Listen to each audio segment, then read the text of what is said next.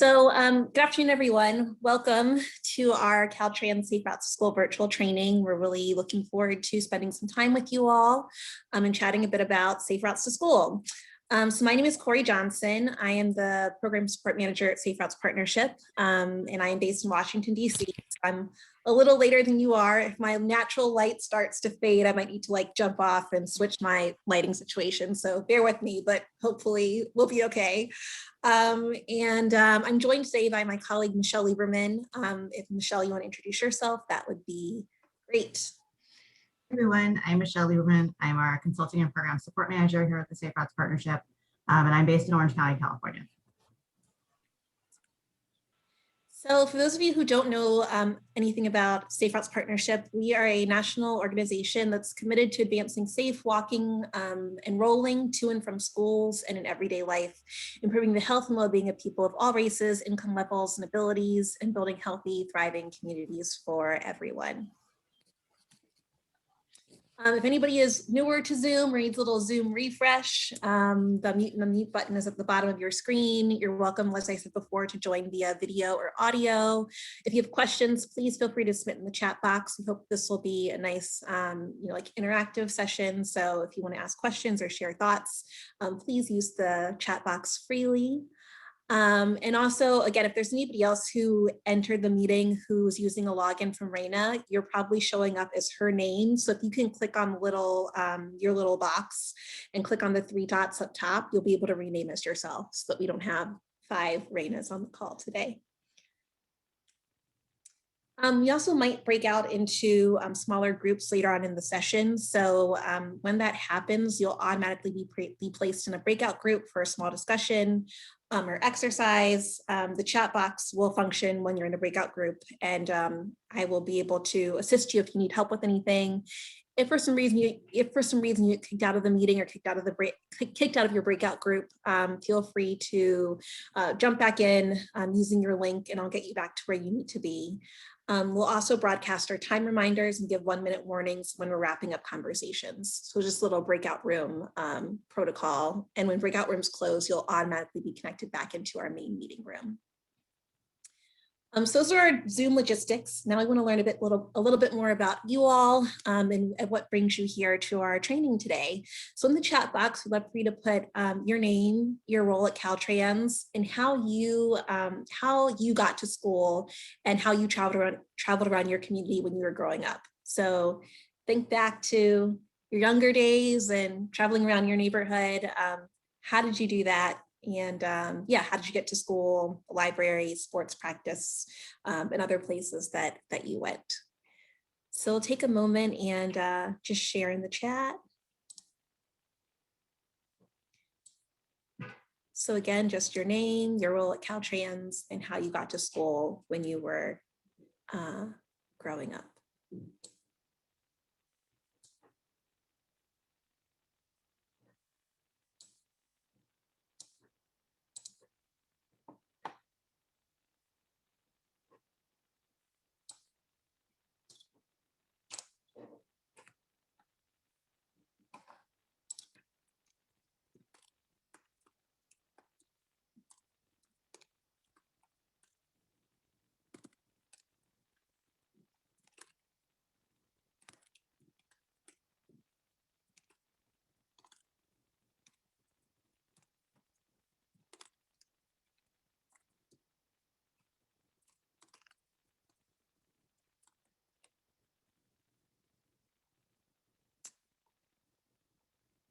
All right, so I see Henry. Hi, Henry, welcome. I see Raina, one of the Rainas. Karen, hi, nice to meet you. Oh, bike to school, that's nice. I grew up in suburban Maryland, and so I was actually out of district for a while, so my mom drove me, but I was always really envious of kids who got to ride the bus. I thought that riding the bus was the coolest thing, even though kids hated riding the bus, but I guess since I never got to do it, it seemed, kind of novel and exciting. Let's see, more bus, more biking, lots of driving. Ronnie walked to school, nice. Public transit, awesome. So you have a nice range of experiences here, which is great. And Yeah, I kind of asked that question because today is all about, talking about school travel. So I wanted to get us in the mindset of thinking back to when we were younger and how we got around. And again, feel free to continue sharing in the chat box, and I'll just move us along in our presentation. So we have a few basic objectives in our training today. The first is just understanding the basics of safe routes to school. So what is it? What does it look like? What are the benefits? Then we're going to move on to talking about tips and strategies for developing safe routes to school in rural communities, which is something that we do a lot of work on, and that is a growing area of need. So we're looking forward to talking about some safe routes to school rural community success stories. We're also going to talk a little bit about the basic principles of equitable community engagement. So what does that look like, and give you some guiding questions to think about in your own work. And then finally, we'll talk about how to conduct a safe routes to school walk audit and how you can use that walk audit to hopefully make some changes in infrastructure around school areas.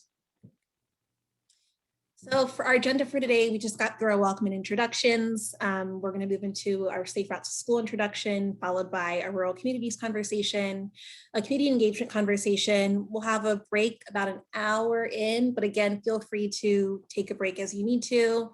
And then we'll close out the day with conducting a walk audit and then a short reflection and closing. Before I get started, are there any questions, comments? And as I mentioned, we are recording the session, and it'll be available for you after we're done. We're also going to be referencing a few different resources during our session, and we'll share all of our resources with you via email on like a resource information sheet. If you want anything put in the chat box now, though, I'm happy to do that as well.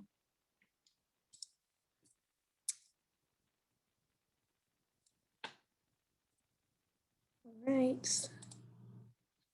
So I'm going to kick us off by talking a bit about safe routes to school, what it is, why it's important, and bear with me if I'm looking down. It's not because of anything you all are doing. It's just my notes are next to me, so my eyes aren't on you. That could be why.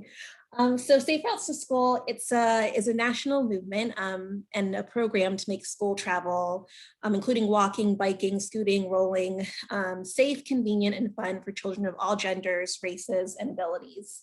And Safe Routes to School is a really simple way to increase physical activity in young people. We know that a lot of people, young people and older people, aren't getting enough physical activity. So encouraging safe walking, rolling, and biking to school is a great way to up people's physical activity. And also Safe Routes to School has lots of benefits, including just overall improved health and helping young people focus better when they are actually in the school building. So just being in the classroom and, having an open mind and a nice attitude to start your learning experience. Safe Routes to School is also really cool because it can be adapted in so many different ways. So there really isn't like a one size fits all. It's something that can really be developed for your community and shaped by your community. So there's a lot of flexibility in it. So what you might be doing in Southern California could be totally different than what somebody's doing in Maine, but the basic principles are still the same. And another great thing about this too is that you can have like a really small Safe Routes to School program or project or something really big. So you can move from, closing sidewalk gaps, which we'll talk about a little bit later, to encouraging students through like a large walking to school initiative. So again, it can totally be shaped by you and your community, which is really cool. And as I mentioned before, like a lot of young people aren't getting as much physical activity as they used to. So in the 60s, nearly 50% of all children walked and biked to school. And today it's only about 13% of walking, biking, and rolling. So Safe Routes to School hopes to, increase the number of students who are walking or biking, to and from school, even to and from, sports practice or other points of interest in their community. So again, at the same time, we know that a third of children are overweight or obese, triple the rate from a generation ago. Family car trips make up to 10 to 14% of morning congestion, and motor vehicle injuries are the biggest source of fatalities for children, whether as passengers, on foot, or bicycle. And injuries and fatalities are especially high in low-income neighborhoods. So that's where Safe Routes to School comes in, to hopefully make things, make situations in communities healthier and better for young people and school staff. So we found that Safe Routes to School programs increase walking and biking by 35 to 45%. Safe routes to school programs result in a 45 to 75% decrease in pedestrian injuries near the school, again, because there's more walking and biking, hopefully kind of cutting down on that car traffic. And students who walk and bike to school are more physically active, fitter, and have lower BMIs than students and kids who don't. So again, those health and safety impacts are a big part of why a lot of communities like to implement Safe Routes to School programs. A few other benefits, community connectedness. So Safe Routes to School is a great way to bring people together, including, whether it's different events, creating walking school bus programs, and just forming those positive connections between students, their friends, neighbors, school staff. It's a great way to bring people together. There are also climate benefits, having cleaner air, with less driving and less cars off the road and more walking and biking. It improves air quality and can cut down on some of the air pollution that students experience. Better academic performance, which I mentioned, so students are able to focus better, concentrate more, just be less distracted. And also we've noticed that Safe Routes to School can decrease student absences. So, and just like make tardiness less of an issue. So kids are actually getting to school on time and ready to learn. Traffic safety benefits, reducing traffic injuries and fatalities. Again, if less cars are off the road and more students are walking and biking, it cuts down on the chances of students being involved in a serious crash.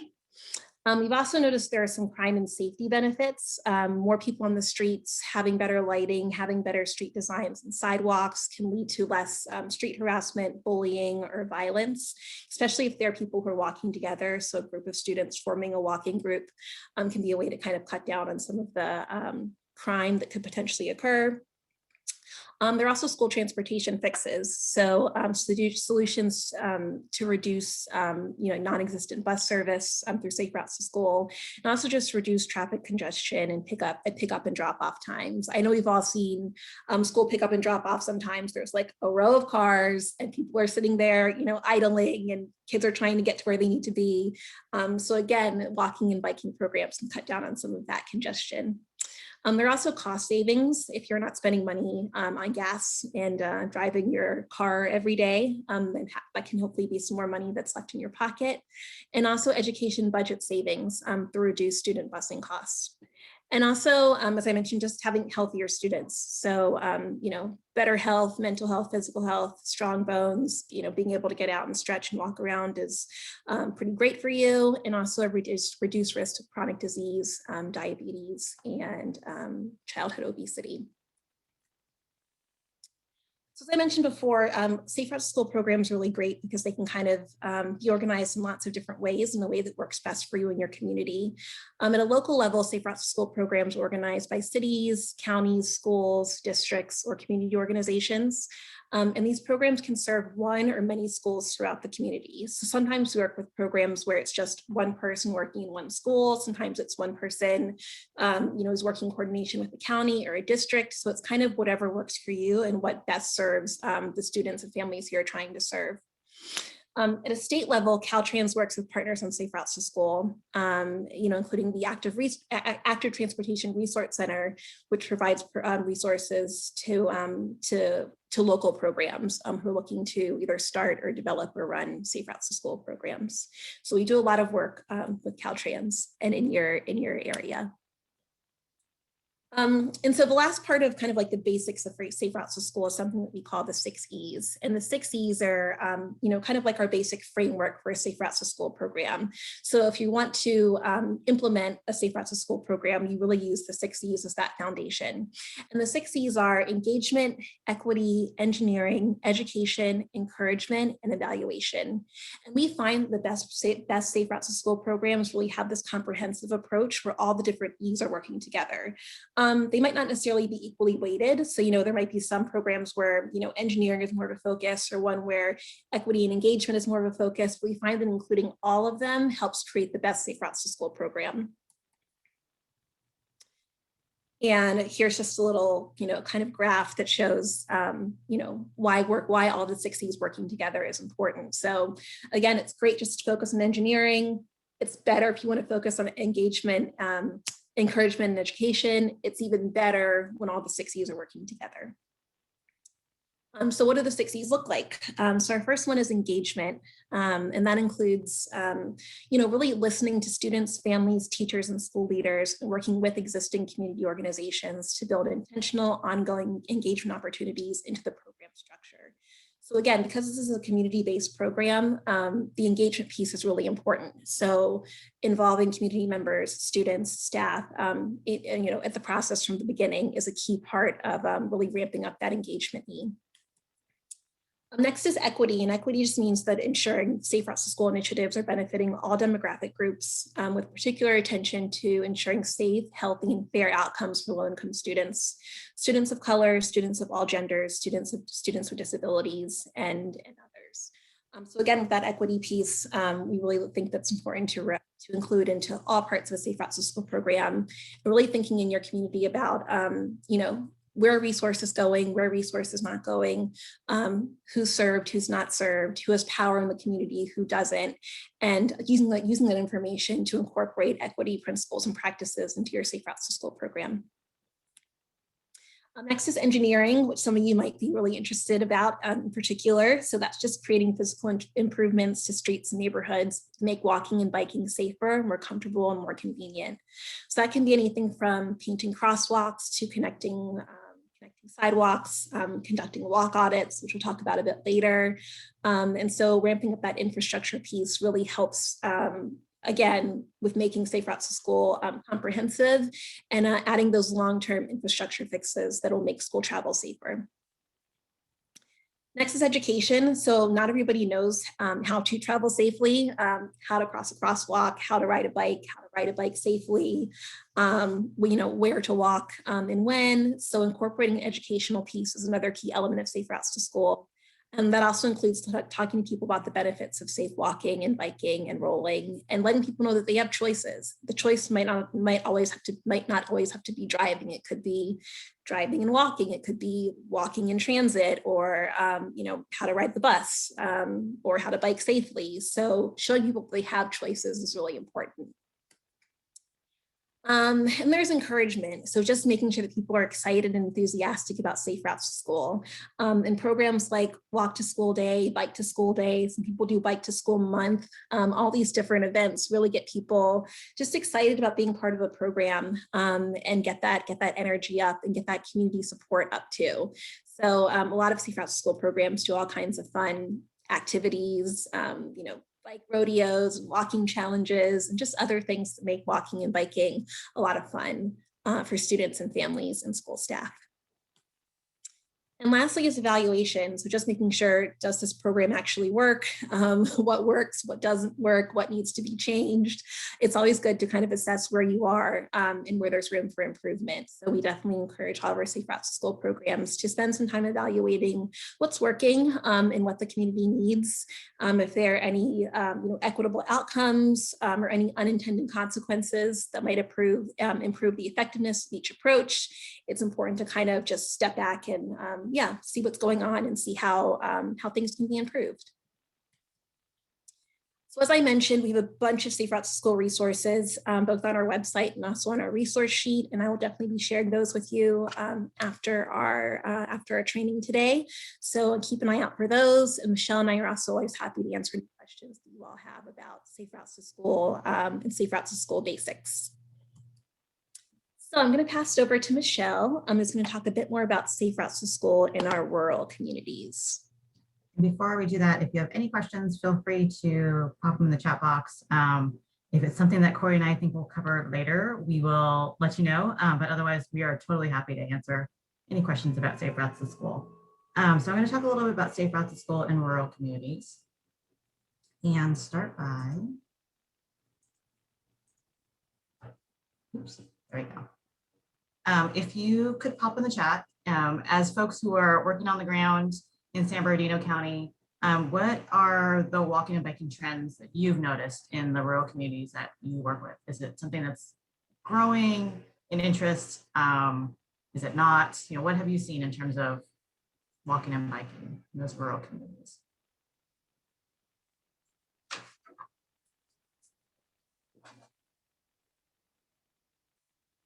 And I would say we're a small enough group. If you just want to unmute yourself and talk, feel free to do that if that's easier than popping in the chat too.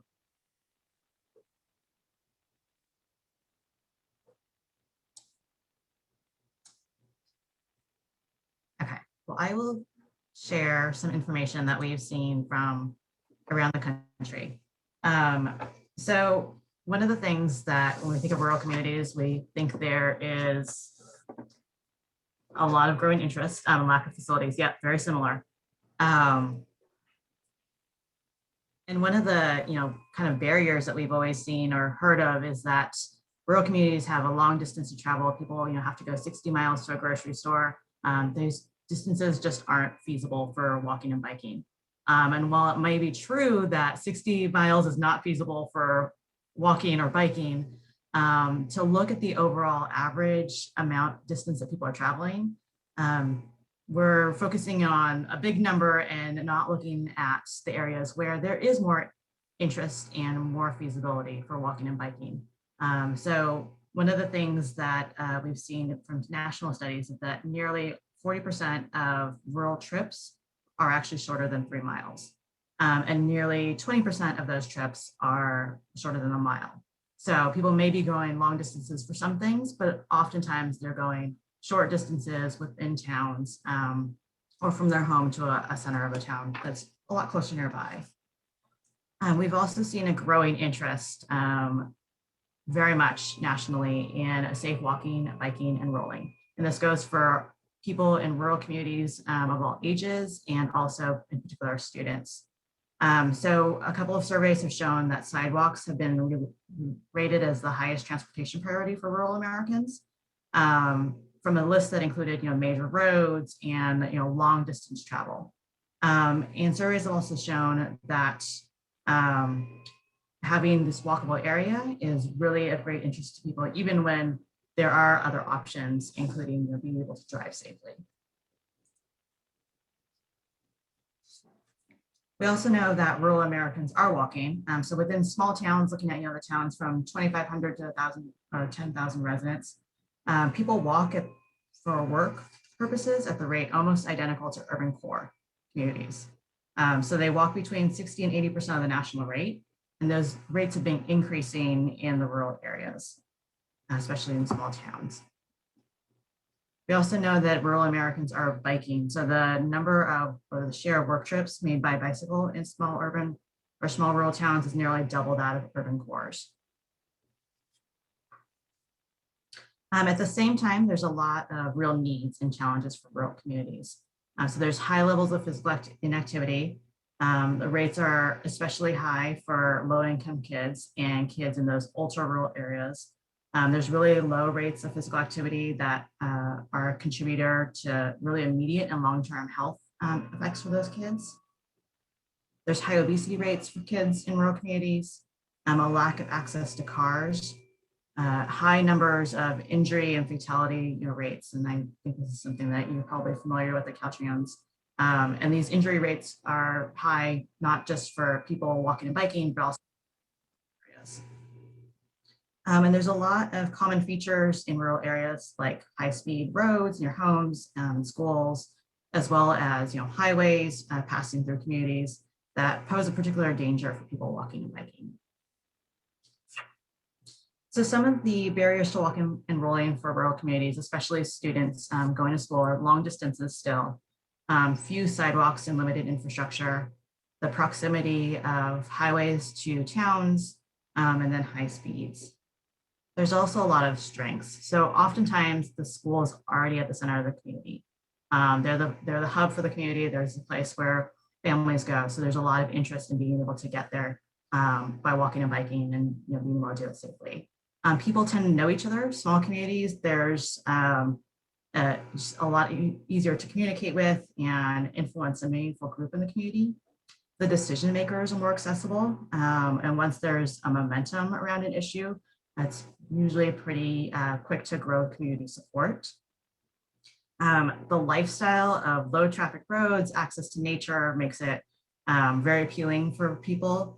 And then also, you know, a high level of satisfaction with rural living, and people have a lot of buy-in to where they live and choosing to live in a rural community.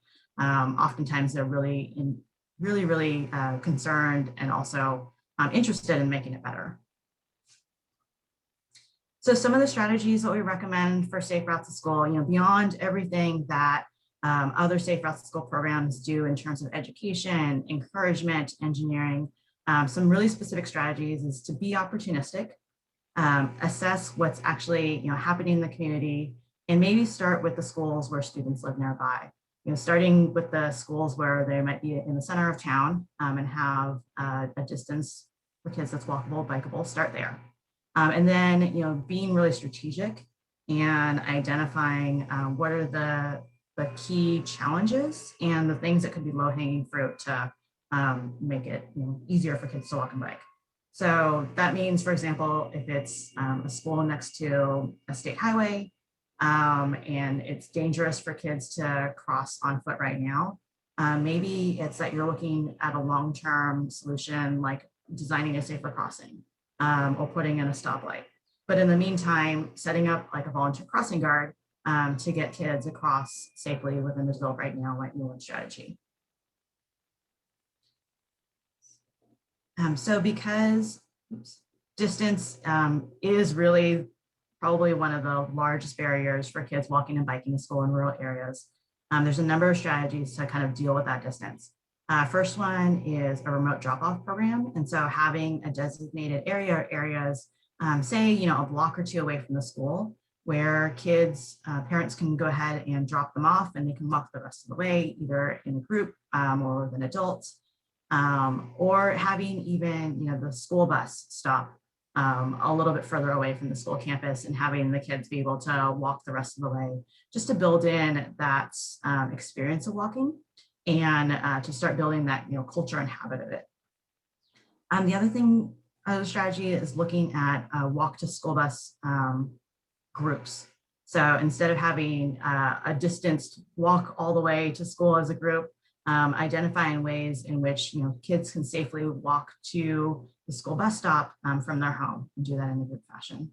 Identifying other destinations. I'll share an example later, but looking at other community destinations that are within walking or biking distance to the school and making sure that those connections are safe and convenient and comfortable. So that way there's walking, you know, when kids can't walk or bike all the way to school, but there's, you know, connectivity between the other community destinations. Some schools will do a walk on campus program, again, to provide that opportunity for physical activity, promote the interest in walking, and provide that opportunity on campus when they can't walk the entire distance to school. And the last is more of a longer term policy strategy, smart school siting. And this basically boils down to locating schools in places where kids can walk and bike to them, not placing schools on the outskirts of town, but trying to locate them in the centers of communities. So I wanted to share 3 different success stories of strategies from rural communities that we've seen. One comes from Riverside County, and specifically in the community of Winton, where the school district and the Bike Coalition did a lot of education. They hosted bike rodeos, events, contests, did a lot of safety education to get kids and their families comfortable with biking to school. And then at the same time, the health department worked with the school district to develop and support a safe routes to school policy. So providing that institutional support for safe routes to school. The next example comes from Humboldt County. There they developed this kind of combination of walking school bus and remote drop-off program. So every Wednesday, there's a walking school bus that's led by an adult volunteer. So the bus drops the kids off part of the way, and they walk the rest of the way with an adult volunteer. Kids who are just walking can go ahead and join the walking school bus along the way as well. So this is a great way to incorporate kids getting from multiple modes and also coming from longer distances and shorter distances to all walk the rest of the way together. And this last one comes from Lawrence, Tennessee. And here there was a principal who was able to get a grant that added a sidewalk from the elementary school to the high school. And so this was really connecting what they found was a really crucial gap. It enabled a lot more walking and exercise as part of the PE classes, and for students and families to go from one school to the other, and also to the senior center that was along the route. So again, looking at different destinations and not just thinking about having to connect houses directly with schools, but also can you connect schools together or schools and community facilities that can benefit the entire community. Similar to what Corey said, we have a number of rural community resources on our website. Everything from a description of different strategies and success stories. And we also know that the Active Transportation Resource Center has developed a guide for communities and partners looking specifically at strategies for rural safe routes to school programs in California. So we'll share those links on our resource page as well. Any questions, comments on rural communities? Just a comment. I did want to chime in earlier, but I didn't want to interrupt you. I wanted to share that many of our rural communities, there's a reliance on walking, biking, and transit as a primary means for them to travel to work and school. And like mentioned in the chat, oftentimes that infrastructure is really lacking in those areas due to, lack of revenue and local funding sources for small towns, small communities to build proper sidewalks and pedestrian paths. Many of their bus stops are often located in dirt areas without shade, without benches and things like that. But we do observe that a lot of the community is still utilizing walking, biking, and transit as a means to travel. So it indicates a reliance in our opinion. The other thing is also that I think statewide, we're seeing such a huge desire to improve the infrastructure and make those improvements for bikes and peds because, with the ATP, the Active Transportation Program funds, this particular cycle, we saw that it was very, very competitive. CTC received $454 million worth of projects and was only able to award projects totaling about, sorry, I think I got those numbers wrong, but a fraction of that, like a tenth of that. So somebody correct me on the dollar amount if you guys remember it. I don't remember, but I was going to chime in about, the ATP program being so competitive. And, with this project that, we're focusing on State Route 127 and the shared path, I think this preliminary activity of a walk shed study or assessment could really help the community of Baker and, in their future ATP cycles, if they did want to go down the route of, implementing a safe routes to school program. So I think we're doing something really good in, promoting this project and the walk audit. So making them, if needed, competitive for their future applications. Yeah, and let me correct myself. So 454 projects totaling in $2.3 billion or something like that. And they were able to award like 40 projects totaling at, I want to say it was $240 something million. So just a fraction. Very small fraction. Yeah, you're correct on that. They only awarded 41 projects and 241.5 million. So yes, very, very small of what they received. Yeah, it's super hard when there's so much need and not enough funding. And I think especially for rural communities, we did, Corey, if we didn't include this, we should include this in the resource sheet. We did a kind of a white paper on looking at safe routes to school and active transportation improvements in the very small pot of rural. So like, I don't know what the threshold is, like 2,000, population 2,000 or less or 5,000 or less. And just from the lack of infrastructure, the lack of, resources, funding resources, but also staffing resources and just a whole host of challenges, but definitely a lot of interest from folks to make it better for walking and biking when they are definitely having to rely on that because they don't have access to a car. Yep, I can include that, Michelle. I Okay. can find it, or you can send it to me and I'll put it in the resource sheet for you all. Great. Any other comments or questions before we continue on? Just one last one. I really enjoyed the statistics that you shared earlier. I didn't know about the 40% of rural trips, being shorter than 3 miles. And I love statistics like that. So thank you for including that. I think that's really helpful for us in understanding, the typical trips and things like that, and the types of studies and research that's already been done out there to help inform our project decision making. And we can include the links to those studies and surveys in our resources as well. All right, so I'm going to go ahead and share my screen again.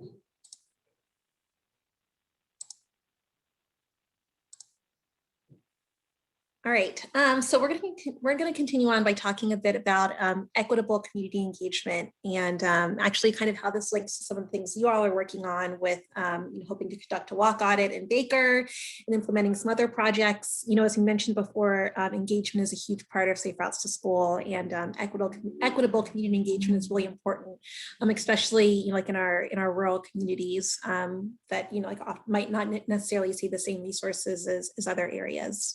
And actually at the end of this section, we will be having a short group conversation. So just to let you all know in advance, so please make sure that you're gathering some thoughts and ideas, and I have a few questions to kind of guide that conversation as well. I'm just giving you all the heads up ahead of time.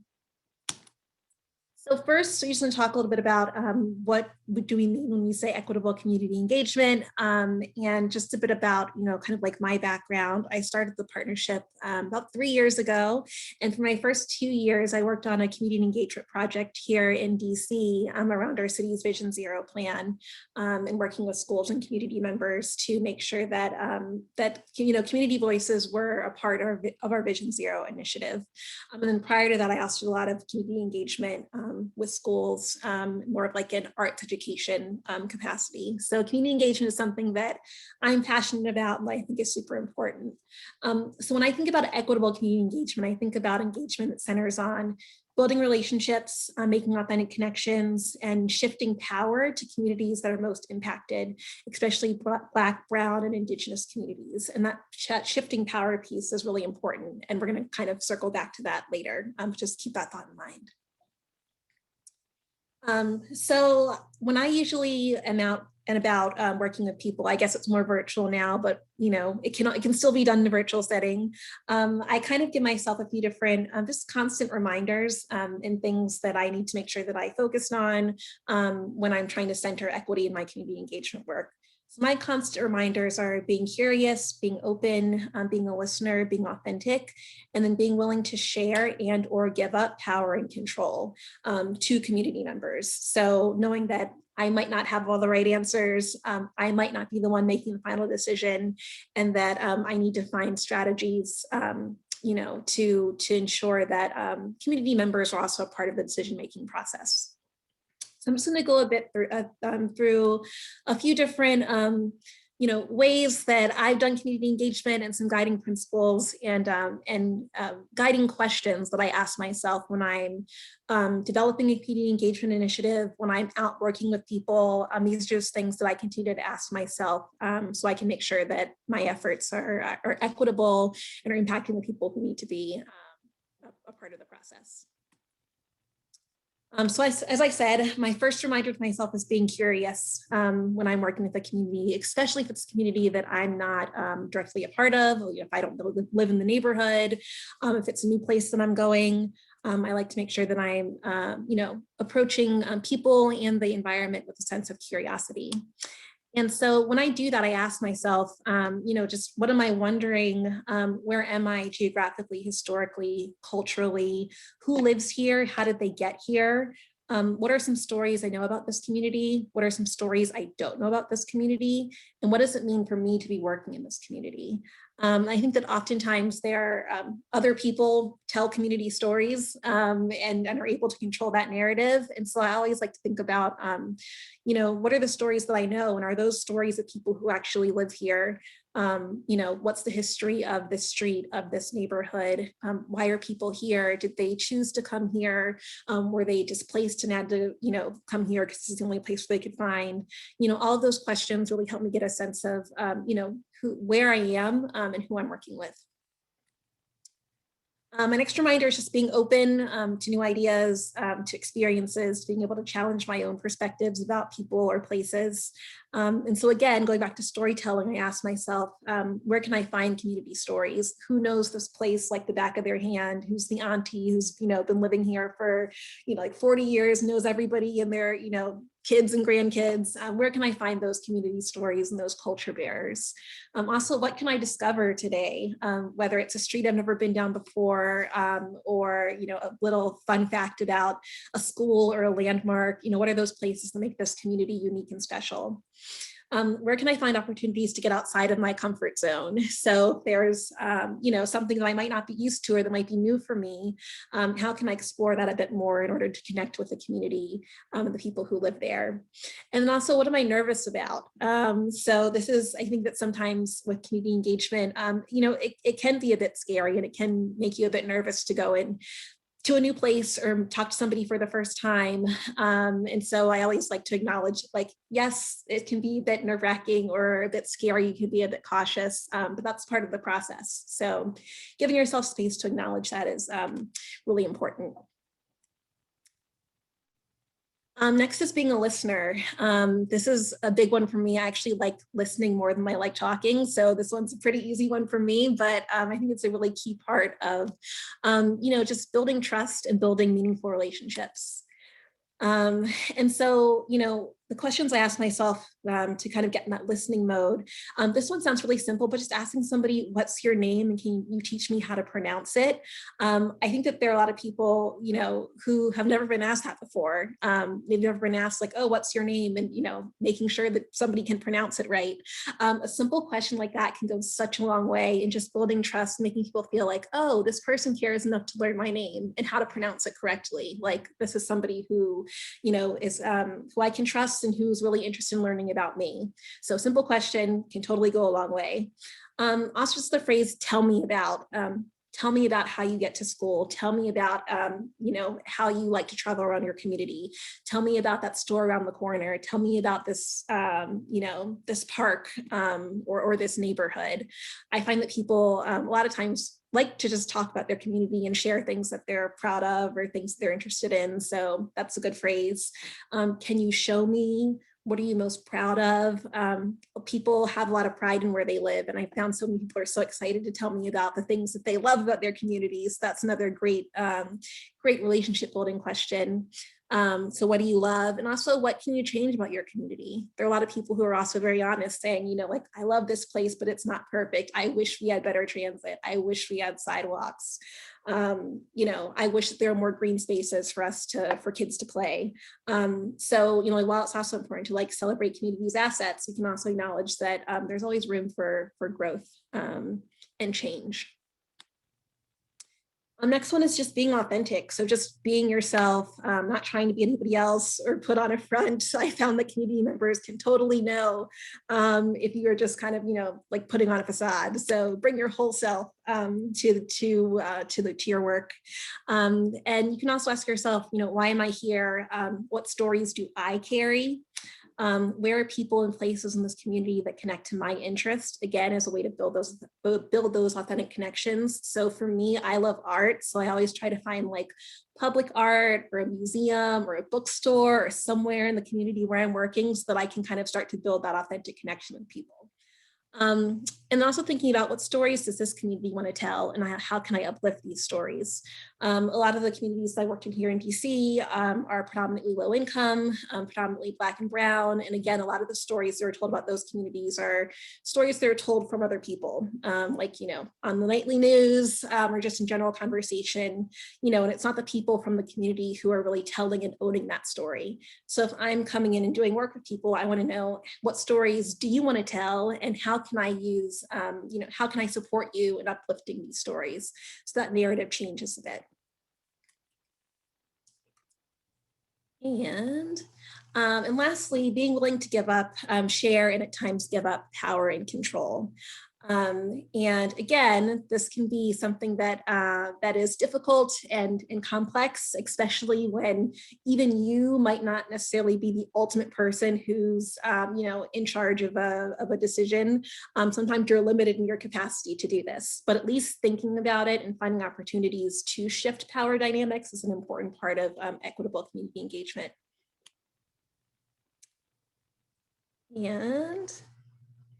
And so with this one, for this one, I always ask myself, who holds power in this community? Who does not hold power?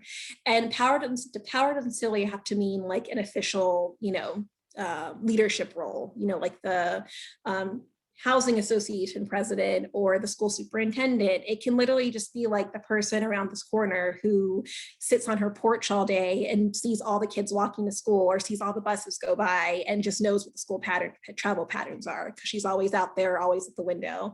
Or somebody else in the community who just knows people really well and has been there for a while and kind of knows how things work. Also thinking about what are the spaces where I'm in a position of power. So where do I have the power to make change? What will happen if I share that power? So what will happen, personally, professionally? How will I feel? How will the community feel? Sometimes how will my supervisor feel? It's important to kind of think about that and be real again about the power that you have and what makes me scared or nervous about sharing power. So again, if you're somebody who's used to making the decisions, it can be a bit nerve-wracking to share that power or give it up. So acknowledging that something can be scary or nervous or difficult is also an important part of moving towards more equitable community engagement. And with that, we tend to talk about different expressions of power. So power over, power with, power to, and power within. And a part of that, so part of shifting that power, there's something called the community engagement spectrum, which really talks about kind of shifting from that power over, so having power over people, to empowering communities and kind of nurturing that power, that power within. So, a basic, informing on the kind of power over end of the spectrum is informing. So I'm just going in and telling the community what's happening. I'm just going to tell you what's going on, and that's it. And then as you move along the spectrum, community members start to gain more power. So you move from the consulting phase to involving community members. Maybe you're not telling them about a project, maybe you're involving, asking them to participate in one aspect of the project. A step beyond involving is collaborating. So how can we bring community members in as, as true collaborators? How are they helping to develop projects and plans? Are they a part of your walk audits? Are they a part of, putting together your larger transportation strategy? And then finally moving into that empowerment phase, which is really about community members being at the core, being the core decision makers. This is just another visual about moving from, kind of that informational phase to that empowerment phase. And kind of gives a public participation goal, and then also just like your promise to the public. So again, informing is just providing information, moving all the way to, empowerment, which is community members who are the final decision makers in that process. And I can share this information is also on our resource sheet. It's called the Spectrum of Public Participation. That is actually a resource that it was developed by, let me get the official name here. It was developed by the International Association of Public Participation. So this is one of their frameworks that they use to, again, really bring community members into that empowerment phase. So before I move on, I wanted to know if there are any questions or comments before we move on to our group discussion.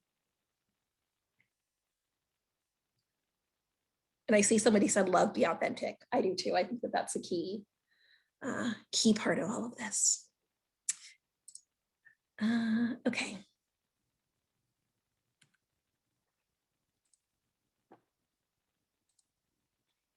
So we wanted to spend a bit of time thinking about, like your own work. I know a lot of you all are working in Baker, California, and are trying to put together some plans and initiatives, different projects, hopefully incorporating walk audits and some elements of safe routes to school.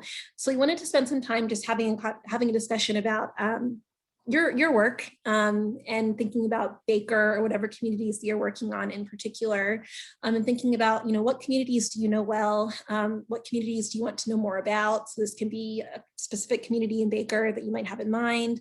Who holds the power in the community, who does not? What power do you all have working at Caltrans? Maybe how is your power limited? Like I said, you might not be the ones who can make the final decisions. So what is your capacity to share power or give power to community members? And then thinking about a current project or program that you're working on, how's the community been involved so far? If they haven't been, that's totally fine. You might want to think about how the community can be involved going forward, especially with this walk audit project that you want to get off the ground. And then also thinking about where there are opportunities for community members to have a bigger impact on decision-making and implementation. So if you're planning a walk audit, for example, how can community members be involved in that process from the beginning? And then also just thinking about what might be challenging in giving power to community members and how might those challenges be addressed. So again, you don't have to answer all of these questions. These are just a few to kind of get your mind thinking about the work that you all are doing and where you want to move it going forward. So I'm gonna stop sharing for a moment. So we have, let's see, about 10 of you from Caltrans on our call.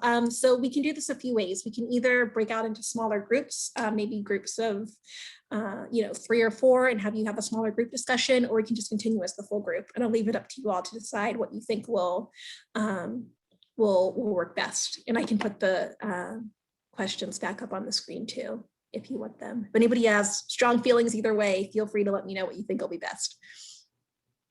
We're gonna have about 10 minutes Yep. for this group discussion. So I think maybe breaking it down to smaller groups. If Okay. it's 10 minutes and there were a lot of questions, so I'm thinking maybe a smaller group. That way everyone gets a chance to talk.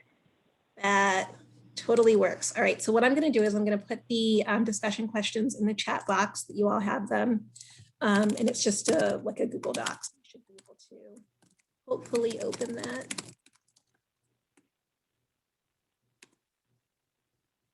Okay, so the discussions are in the chat box, and let me know if that opens. And I will go ahead and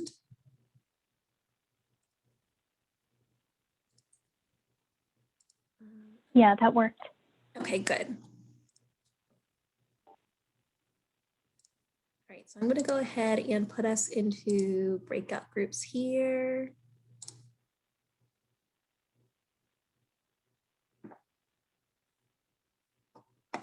All right, great.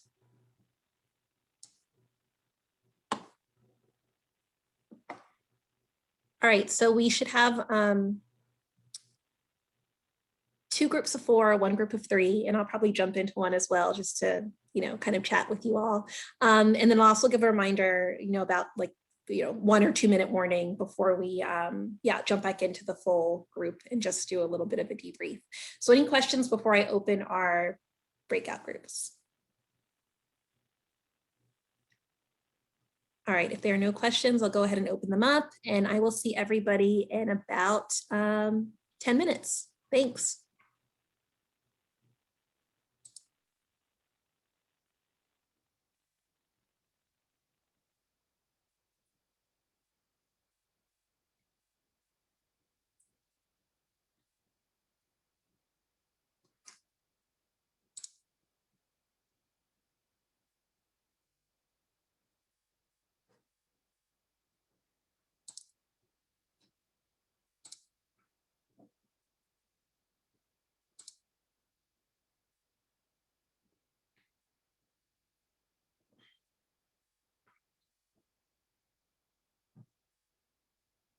Okay.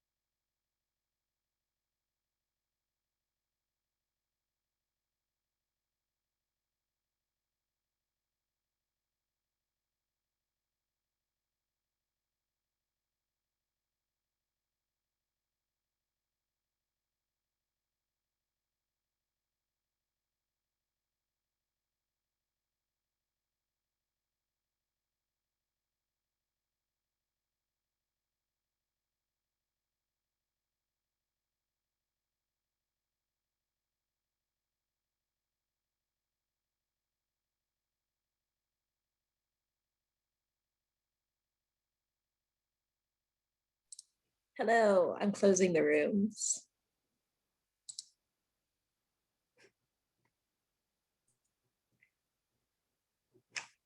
I think room 1 is like mid good discussion. So, Oh no.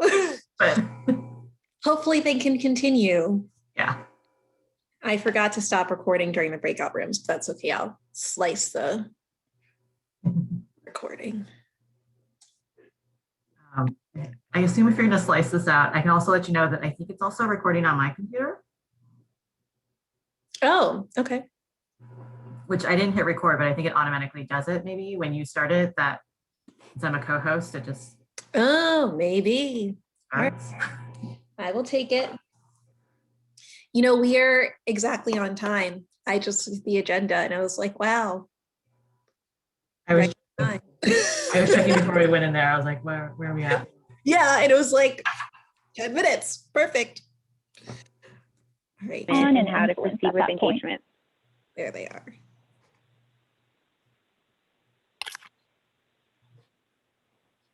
Hi, everyone, welcome back. I feel like when it takes a while for you all to get back, that means you're, deep in great discussion. So I know it isn't a lot of time, but I hope that at least got you thinking about kind of your own work and, some areas where you want to work a bit more on community engagement.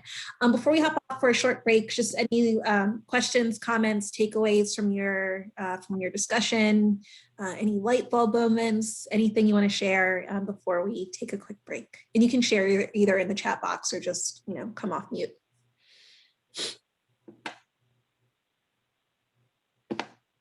I'll share one from my group. Yeah. This is Rena Tang, and Danny and Leslie were part of my group. And I think the overwhelming pattern, we had a long, robust discussion, and we apologize, we were probably last ones to come back because I think we used every last second. But we had a nice, robust discussion, and I think the overwhelming pattern or theme to our conversation was that there's a lot more for us to learn. We don't know our communities that well, and we're really going to have to rely on them to tell us what's important to them.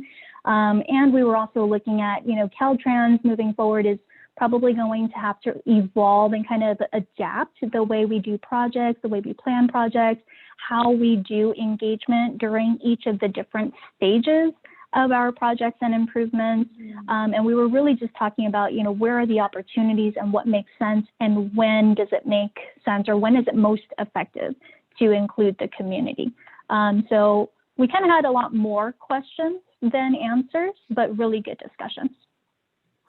Awesome, great. Yeah, and hopefully generating those questions will kind of, help you think about where you need to, where you need to go moving forward. So I'm glad that you all had a nice conversation. Any other last thoughts? I was a fly on the wall in room 1 for a few seconds, and I was hearing a similar conversation in there in terms of especially letting community members know when they should get involved and having the when it's best to get their involvement. So it's not at the very end when it's really hard to change things, which I know is super frustrating for everyone. Yeah. All right, well, thank you all. Again, that was a short amount of time, but we hope that was just jumping off point for you to have further discussions and start making some, more concrete plans, hopefully, about how to include more community engagement in your work moving forward. So we're going to break for about 10 minutes. Let's come back at 20 after. So 2:20 for you all. And we're actually going to move into talking about conducting walk audits, what they look like, how to do it, which is part of the reason why we're here. So we'll see you all in about 10 minutes.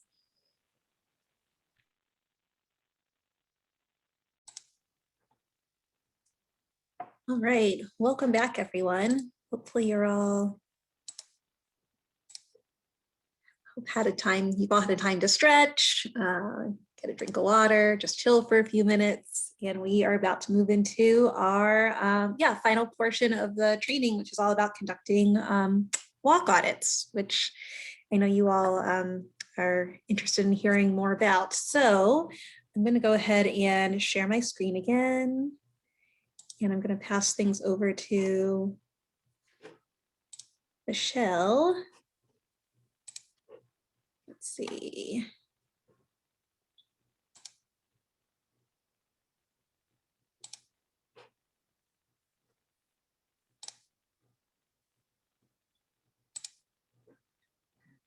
All right, Michelle, it is all you. Great. Thanks, Corey. So we're going to talk about conducting a walk audit and really think about it in terms of walk audits as a community engagement tool, which is what our organization primarily uses it for.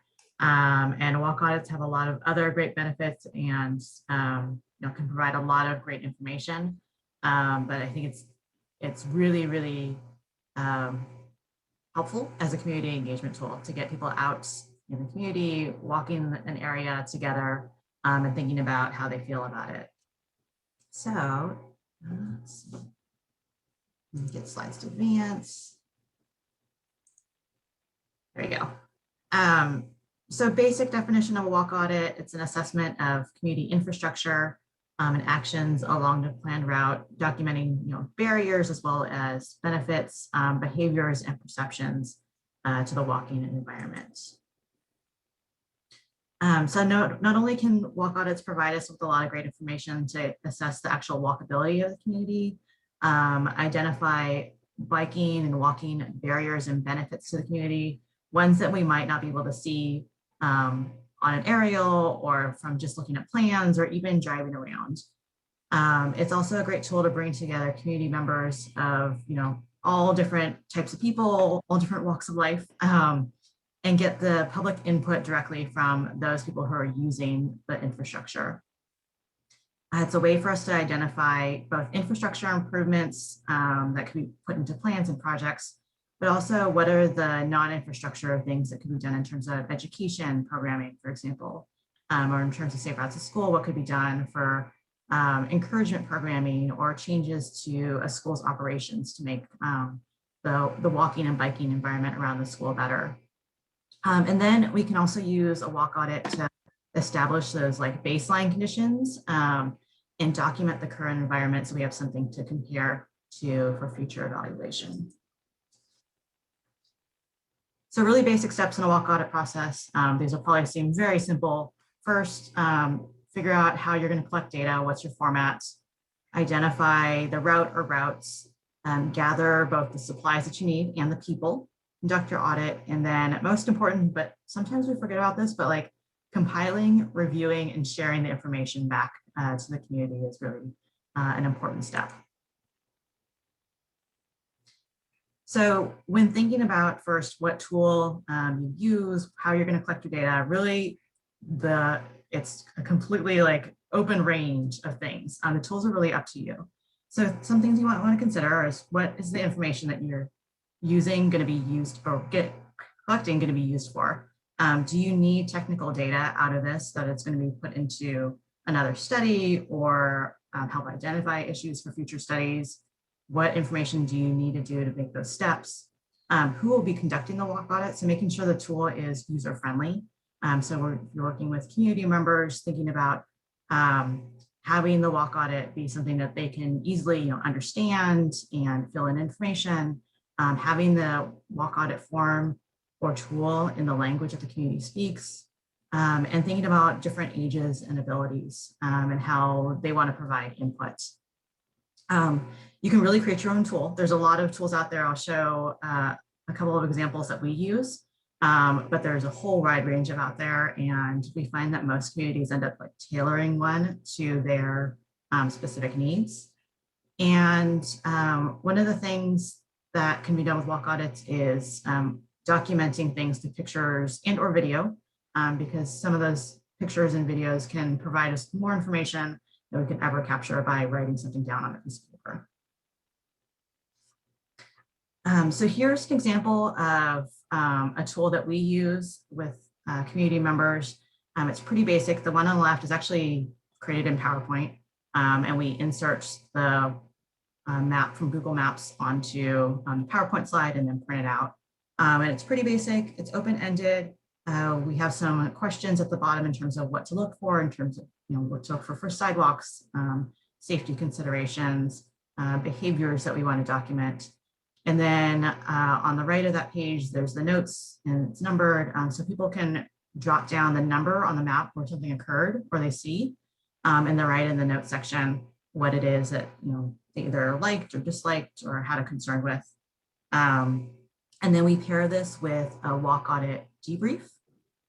where we have some more specific questions about comfort and feeling about safety and specific aspects of the environment that the community members will fill out once they come back to the group. So you have those as well. So that's one tool. And when we get to Q&A, totally happy to talk about different tools and or like developing your own walk audit tool as well. So deciding where to walk, where exactly is the location, how long is the route, be realistic if you're walking with community members that you're probably not going to cover like 5 miles, but think about, you know, like half mile, what would be good. Think about weather. Think about, you know, walking routes that are really connecting people to destinations that are key areas in the community to be looking at.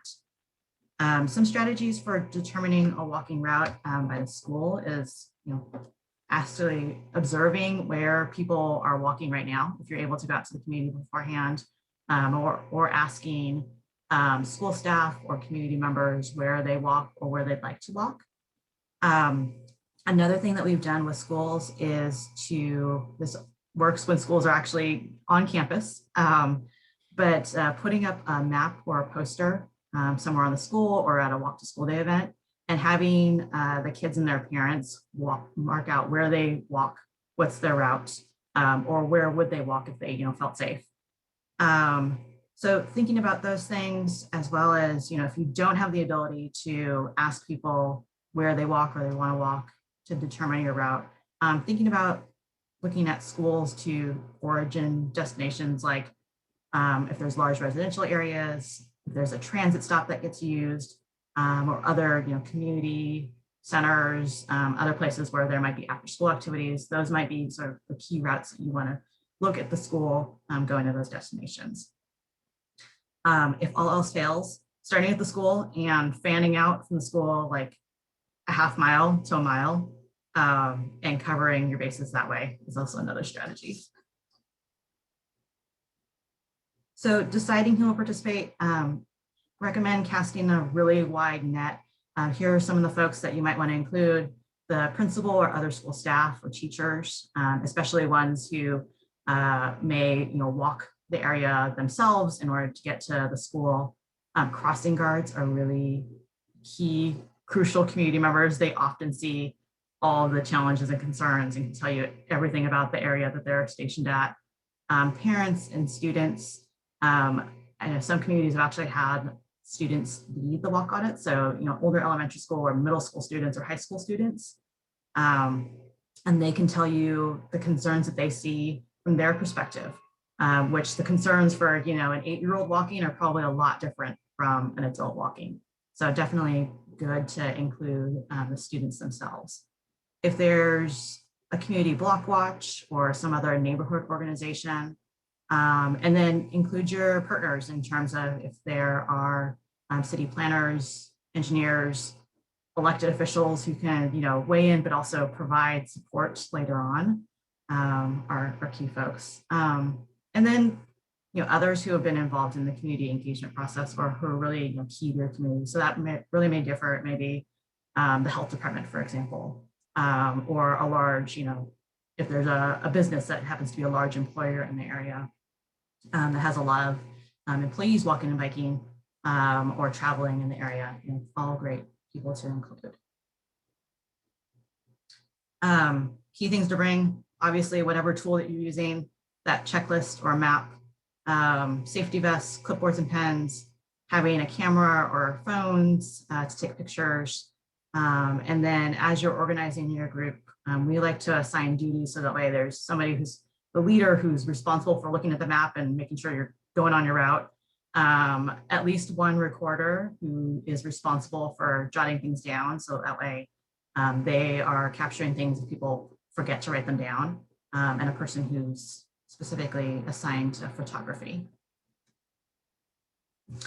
So during the walk audit, continuing to remind people to take notes, take pictures, stop along the way, have conversations and document those conversations about what people are seeing.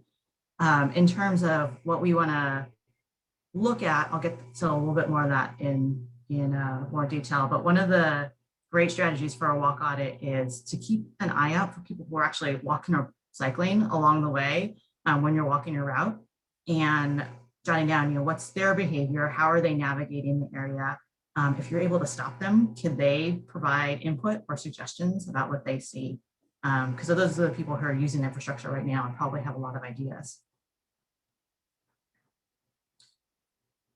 So we suggest doing a sort of like pre-audit training with community members to talk about what exactly you're looking for. So how to use your sheet and how to document things and what you're looking for, because you may be looking for specific things in terms of infrastructure that they might not be capturing or thinking about. You also probably want to be thinking about like how do they feel in terms of their level of comfort walking the area. And other perception issues along the route, and what are the behaviors that you want to be looking for. So we suggest having this pre-audit training where you show good examples, bad examples of infrastructure, so people come into it kind of on the same page and ready to look out for things. So here's some slides just to like give you an idea of what you might want to show community members. Things like sidewalks and ramps or lack of ramps. Also looking at where sidewalks end, also thinking about maintenance issues. So jotting down not just the big things, the really obvious things like there's no sidewalk to walk on, but things that might be smaller fixes like maintaining an area, making sure that there's no debris or cracked sidewalks or obstructions on the way. Really key is looking at intersections, especially around schools. Ooh, animation here. More intersections. With walk audits, I would really encourage you to have community members write down not only what they don't like or what they have concerns with, but what they do like. So if there is a specific intersection that's been improved that they really find it's easy to cross. Or if there's a specific stretch of the corridor that you're working on where they find it's really comfortable and they actually really like it, have them write that down as well. We also want to think about talking about behaviors and how those make us feel along the way. So things like car speed. Other things to look for, are there loose dogs, stray animals? Are there things that make people feel uncomfortable that aren't necessarily related to the street conditions, but things like if there are vacant lots or if there's graffiti and vandalism, overgrown bushes or trees, or lack of snow removal on the sidewalks, other things that it may be less related to the design of the road, but still make it either more comfortable or less comfortable or a feeling of less safety walking. If you're doing a walk audit around a school and using this for Safe Routes to School projects, you probably want to pair this walk audit with arrival and dismissal observations. And this can help identify issues not only right in front of the school or in the school area, drop-off area, but right on school property as well. So some key things to consider in doing these observations is documenting conflicts, where the different modes get to school and leave school, identifying infrastructure gaps, and then possibly identifying things that I would kind of consider more like operational issues. And these may be, things that the school or the district can address through policy and protocol by like changing, staggering dismissal, or changing how parents are told to drop off or pick up their kids. Can help with the concerns. Some reminders for arrival and dismissal observations. You're going on a school campus, so make sure you get permission. Have everybody check in at the office so they know what you're doing. Do an official sign-in if you need to, get name tags if you need to. Definitely be respectful of the school's process. Having people like assigned to different viewing posts or areas, and having them set up before the arrival or dismissal happens, about 15 minutes prior, and then giving them a form to take notes. And so similar to the walk audit form, we typically use a map of the school campus, identify the areas, and then just have people write down their notes. You can make it more formal or less formal as you'd like. Oops. Let's see. So some things that you want people to be noting down here. What is the behavior of the people driving? What's the crossing guard doing? How are students biking or walking to campus? Where's the school bus getting dropped off? And is that creating conflicts or is it working well? And then documenting all of this. And then after the walk audit, the important step that everybody forgets is to actually finalize your notes, collect them all, get those all into one place, and report the findings not only to your team members and put it into the report or the plan that you're working on, but share back with the community members, and especially with schools, share it with the school district and the school administration. So that way, they can see what's happening. You're building that relationship there, as well as, if there's things that they can address easily, they might be able to kind of take action quicker. And because we're in COVID right now, and a lot of things are having to be done with distancing or virtual, we know that there are communities who are trying to do walk audits with physical distancing, passing out papers and having families do it on their own, or having smaller groups and making sure people take their papers and kind of disperse and are in their own little pods doing the walk audits. You can also use a lot of the online tools for virtual walk audits, using Google Maps and just having people put their notes on there. Street View is really helpful for people to kind of go through an area together. If you haven't used a Street Story, the tool that was developed by UC Berkeley, SafeTrack, that's a great way to capture community members' feedback on a map. We've also seen communities do a live stream virtual walk audit where one community member or a staff person is out there using their phone to walk the area, and people are able to join in remotely from home. I saw this really cool one out of New York where the high school students were leading walk audits. They took their phones, were walking it, and they promoted it beforehand. I think they did it on, it was probably like a Facebook Live or something. So they told their friends and their school administration, everybody, to join in at the time. And they asked people to screenshot when they saw something that they liked or didn't like, save the screenshots, give them a note about what it is that they liked or didn't like or had a concern with, and email it to them. And that's how they did their walk audit. It was pretty effective. And again, having the walk audit map available for download or having it printed so people can do it on their phone. So that was kind of the brief intro to walk audits. I'm going to turn it over to Corey to talk about one project that we're proud of that we were involved in Musquoy that included a walk audit. And then we can open it up for Q&A and talking about your walk audit process and what you have plans for. Thanks, Michelle. Yeah, feel free if you all have questions or thoughts that come up, feel free to put them in the chat box and we can kind of go through them in our last few minutes together.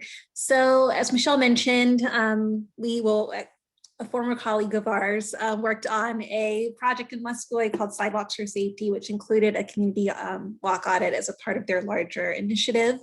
So I wanted to share, just this really great success story that features a lot of really strong community engagement as well. So Sidewalks for Safety was a project in Musquoy that was done, I guess, a few years ago, last year, 2 years ago. And it was really aimed at addressing a few key safety concerns in Musquoy. So lack of sidewalks, lack of safe pedestrian crossings, lack of safe intersections, speeding, and then air pollution and poor air quality. And really thinking about how to improve safe travel in two key spots. One was Musquoy Elementary School and another was Vermont Elementary School.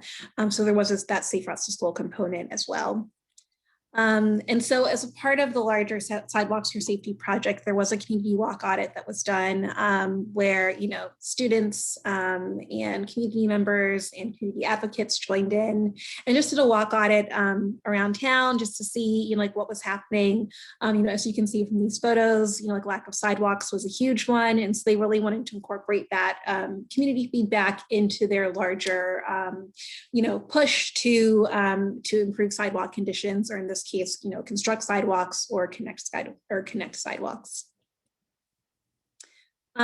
Also, as a part of this project, they kind of use the walk audit data to create a Safe Routes to School safety demonstration in collaboration with SCAG, community members, local elected officials. It was a real hands-on deck project.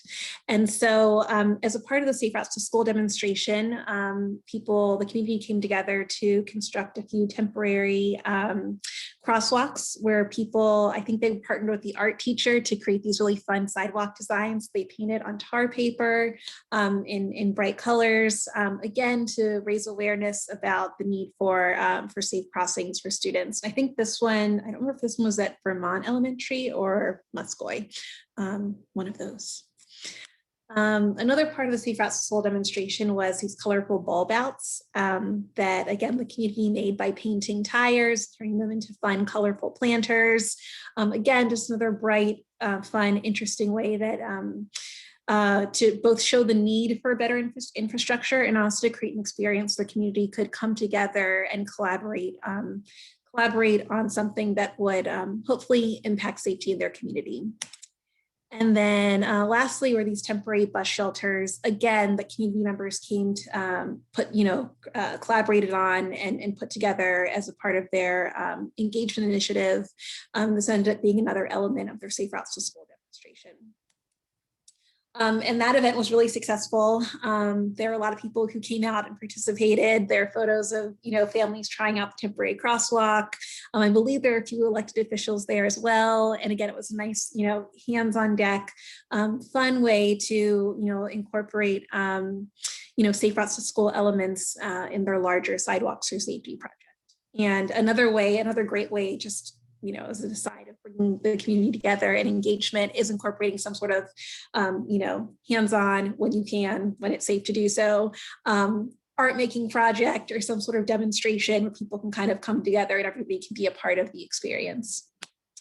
Another key piece of this initiative was involving elected officials and community advocates. So there are community members and students who are writing testimonials, who were, deeply engaged in all phases of this project, from going on walk audits to helping with the Safe Routes to School demonstration. And I think that community buy-in and having those, authentic on the ground community voices from students saying, this is what I'm experiencing when I'm walking to school. These are the near misses that I've had. This is why this is important. Having community members lend their voice was a huge part of the success of this project. And then also the partnerships with the schools. So with Muscoy and with Vermont Elementary School, really, taking the time to nurture those relationships with the school administrators, with the staff, with the parent groups, and making schools feel like they're a part of the process. And this wasn't something that was imposed upon them, but kind of thinking about that spectrum of public engagement. It wasn't just informing the community that this is what needs to happen, but residents and students and staff really felt empowered to make this initiative their own. And the result, after a lot of work, which Sidewalks for Safety was a part of this, there were also a lot of other things going on, was that the Muscoy Area Safe Routes to School Pedestrian Improvements Project, this was recommended for ATP Cycle 5 funding for both elementary schools. And those improvement projects will include crosswalk upgrades, pedestrian signage, sidewalk construction, rapid flashing beacons, and ADA ramp improvements. So again, kind of thinking about, the walk audit phase to a demonstration, to getting that, having that community buy-in from the beginning, and then doing a lot of work on ATP, which we talked about before, just how competitive it is, how hard it is to, to get that funding. Muscoy, they've, tried a few times and, were able to make it through and be recommended for Cycle 5 funding. So this was just a great story of, what can happen when the community comes together and, kind of works to, improve, identify an issue and then think about the best way to go about solving that issue. And I think that what was cool about Muscoy was that, they really did things that made sense for their community, so from the, temporary sidewalk design to how they did the, community walk audit, they really made it their own and really lended their own, voices and stories every step of the way. So we were really excited to see the success that they had and look forward to, just kind of following their journey and seeing, how infrastructure improves hopefully over the next few years. And just a few additional walk audit resources. I don't know if I think Michelle mentioned some of these. We do have a toolkit for planning a walk audit called Let's Go for a Walk, which has all kinds of tips, strategies, some of the walk audit tools that Michelle mentioned, I think are linked in there. And then also a fact sheet about next steps after conducting a walk audit. So again, it's great to do it, but then it's like, what happens when you have this information? So we kind of lay out what you can do post-walk audit to ensure that, the issues that you identified or the community members identified, can hopefully be addressed. I guess one other point that's really important to note is just, thinking about walk audits and, how you're presenting this to community members. Sometimes infrastructure projects, as you all know, can take a lot of time to come to fruition. So somebody says, I need a sidewalk and they want it in immediately. And you're like, it doesn't work that way. Sadly, it might take a little bit more than that. So, just being realistic with people's expectations, but also thinking about, what are some quick fixes that can improve safety and that won't take, years, down the road to implement. And, even something like changing the placement of a trash can or a sign in front of the school, little things like that are quick and low cost can be a great way for people to feel like, okay, like there's some change. I don't have to wait, 2, 3, 4, 5 years for all the infrastructure improvements to be put in place. So keeping those expectations realistic is a good strategy. And then also thinking about, what are those short-term gains you can make while you're waiting for the larger term projects to be finished. So that is pretty much it for us and for the walk audit portions. We'd love to open up our last 10 minutes or so if there are any, questions, thoughts for how you might want to incorporate any of these strategies into your work. It can be about safe routes to school, walk audits, community engagement. I'd love to open the floor up to you all for any other final questions or thoughts. This can be chat box or feel free to take yourself off mute.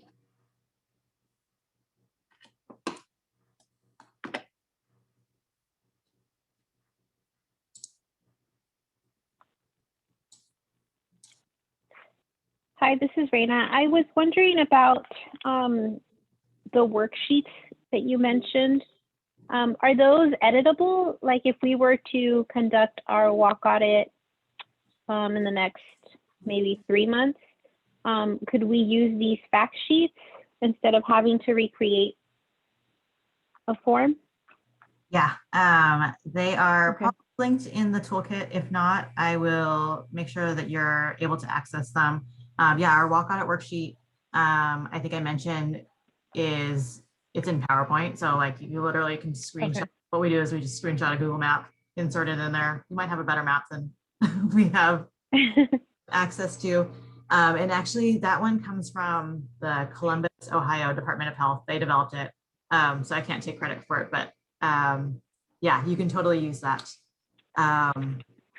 There are a couple of other examples, I think, in that toolkit as well that you might want to look at, including one that has, instead of using a lot of words, it uses a lot more images. So there's a like gradation from happy face to sad face people can mark. And so things to think about when you're working with community members, you might have different language abilities and with, children as well. Okay. And then I was wondering on the age group, do you have like a recommendation on, the community of Baker, their campus is kind of comprises of an adult school, the high school, and the elementary and the junior high. So would we conduct like all in one session, or would you recommend that we break it up? You can do it either way. Okay. So for younger elementary school age, I would assume that you'll probably want them to participate with their parents, family, or if you have a teacher who'd be willing to do it as kind of like a class project. And then I think what's worked really well for older elementary, middle school, and high school students, the older they get, they want more autonomy, and you can involve them in helping you choose the route, and then lead the walk audit. And one good example is in Orange County. The health department has upper elementary school and middle school students do the walk audits, and so the health department designs the route beforehand, but the students lead the whole thing. They get assigned all the different roles and responsibilities. There's a adult volunteer who usually goes along with them just for liability and everything. But then the students compile the results themselves as well, and they actually present the results back to the city staff, school district, family, and make it a whole project. So that might be an opportunity if you have an engaged group of older students too.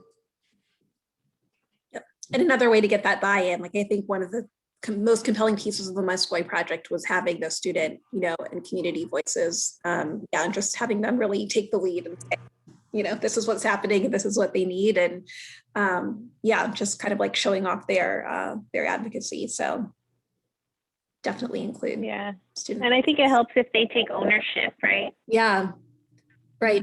So I think somebody was talking earlier about like where do you begin including community members, in this process. So, having people, design design their walk audit or kind of come up with the route, that could be a great, jumping off point for some deeper community engagement.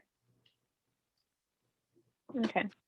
So just thinking along the lines of conducting the walk audit, and thinking ahead, maybe we should schedule like a presentation and present the project to the community, and then we can follow up with the you said a pre-walk audit, right? Did I capture that correctly? Like a pre-walk audit training, just to get people familiar with what they're looking at, especially if they're not familiar with infrastructure and what even to be looking at. It's nice to get people in the same. Okay, and then we would plan for an actual walk audit, and then we would follow up with the results, right? Our findings. Okay, sounds straightforward. Let's see, Daniel asked a question. Are there any resources, a list or a map that show which locations participate in Safe Routes to School programs and which routes are used, specifically in San Bernardino and Riverside? Yeah, I can speak that. Well, you probably know.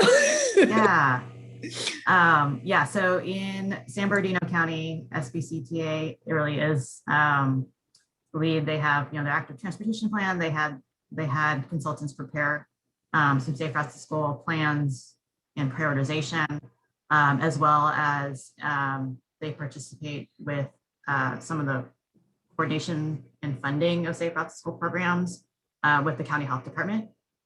In Riverside County, it's a little bit more dispersed. The Riverside County University Health Systems does have a Safe Routes to School staff. I think there's a couple of coordinators. And so they work with some schools and communities, but the county is really big, so they don't work with all of them. And then there's individual cities and school districts and probably schools that have their own Safe Routes to School programming within Riverside County. So it's a little bit more scattered. I don't know if there's a repository of all of the places, but I would say that most of the places in Riverside County that have Safe Routes to School work right now were probably funded by ATP. So maybe going through the ATP project list might be the easiest way.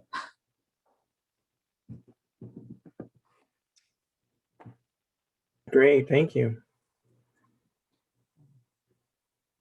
And then do you guys have the photo release form as part of the toolkit? I don't know if we do, but we do have a photo release form that we're happy to share. And it's got sort of like school-friendly language. Okay, yeah, that'd be good.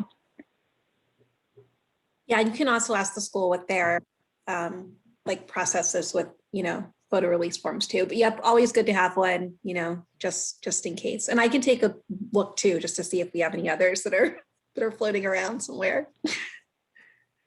Any other last questions or comments before we wrap up?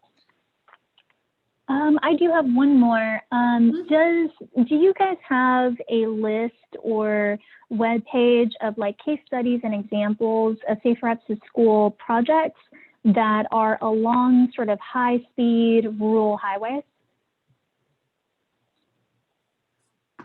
Not in one spot. But we can probably, right, I don't know if there's like, yeah, probably not all located in one area, but I'm sure that we can dig around and see if we can find any. Yeah, that'd be great. If you guys can share some resources with us, I would appreciate that. I think those are some of the locations that are a little bit unique and can be quite challenging for Caltrans to address.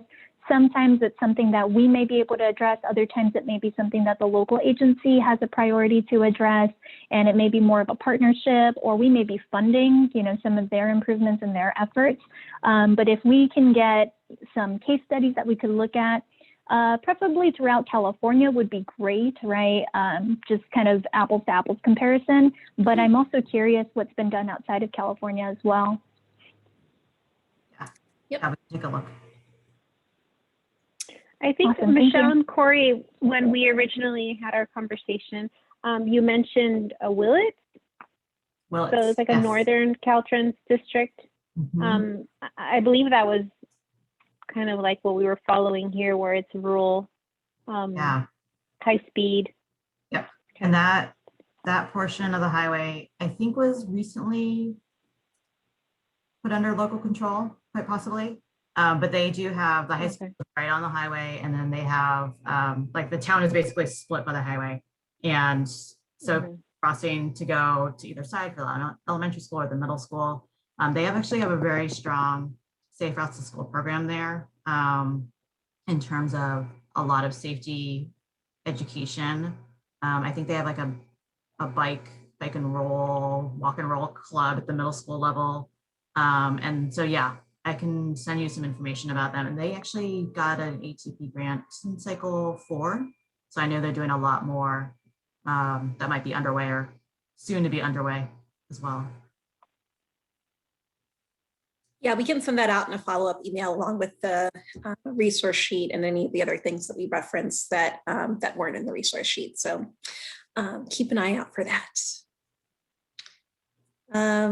All right, so we are right at time, which is awesome. We timed this well. So thank you all so much for coming. Really appreciate you joining us. We appreciate your thoughts, your questions, participating in our discussion, and we're really looking forward to seeing, like what you all do with your, walk audits going forward.